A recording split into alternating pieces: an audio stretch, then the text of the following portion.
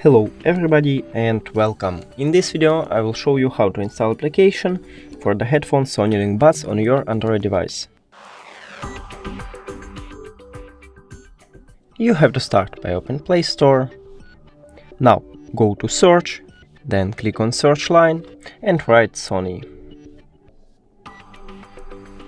Search, and you should install this application. Now open it.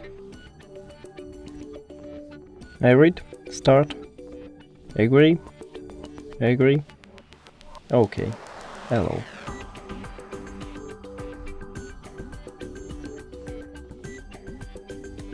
Okay, and we did it. Thank you for watching this video. If you found it helpful, please consider subscribing to channel and leave the like on the video. It's really important to us. See you later!